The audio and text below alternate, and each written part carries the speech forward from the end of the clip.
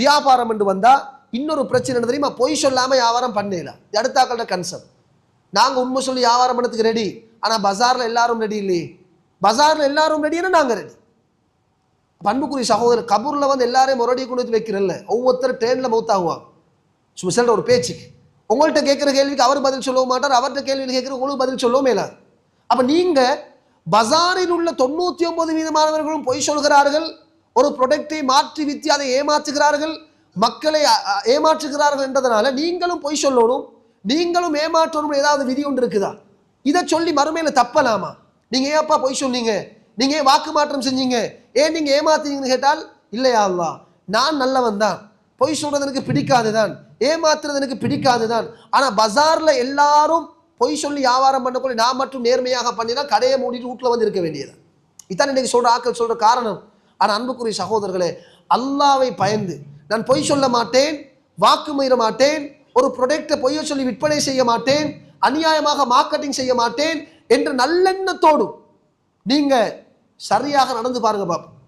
99 பேரும் பொய் சொல்லி வியாபாரம் பண்ணி அவர்கள் லட்சத்தில் சம்பாதிச்சாலும் நீங்க உண்மையாக இருக்கின்ற ஒரே காரணத்தில் அல்லாஹு தாலா உங்களுக்கு நினையாத புறத்தில் பரக்கத்தை ஏற்படுத்துவான்.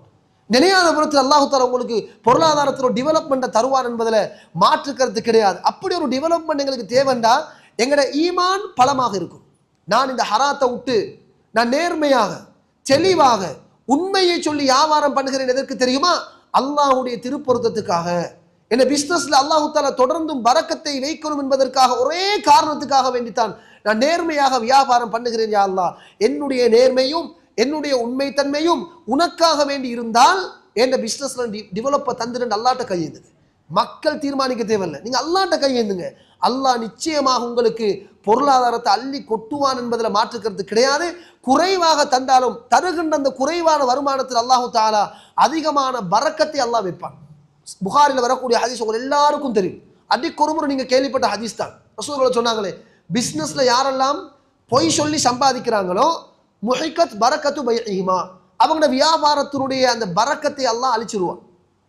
யார் உண்மையை சொல்லி சம்பாதிக்கிறாங்களோ அல்லாஹு தாலா அவங்களுக்கு பூரிக்கலகுமா பரக்கத்தை அல்லாஹ் ஏற்படுத்துகிறான். அப்ப அன்புக்குரிய சகோதரர்களே, இங்கே குவான்டிட்டி முக்கியம் இல்லை. ஒரு நாளைக்கு நான் 50,000 சம்பாதிக்கிறேன், நீங்க 10,000 சம்பாதிக்கிறீங்க, இன்னொருத்தர் 1,00,000 சம்பாதிக்கிறார். நாங்க பார்க்கறது குவான்டிட்டியை கூட்டணும். 50,000 சம்பாதிச்சது 1,00,000 ஆக்கணும், 1,00,000 2,00,000 ஆக்கணும். அதுல முக்கியமே இல்லை. இஸ்லாம் என்ன சொல்லுது தெரியுமா? குவான்டிட்டியை விட குவாலிட்டியை பார்க்க சொல்லுது. நீங்க சம்பாதிச்சது 1000 இருந்தாலும் ஹலாலாக சம்பாதிச்சால், இன்னொருத்தருக்கு அநியாயம் செய்யாமல் சம்பாதிச்சால், இன்னொருத்தரை ஏமாத்தாமல் சம்பாதிச்சால், அந்த 50,000 1,00,000 இல்லாம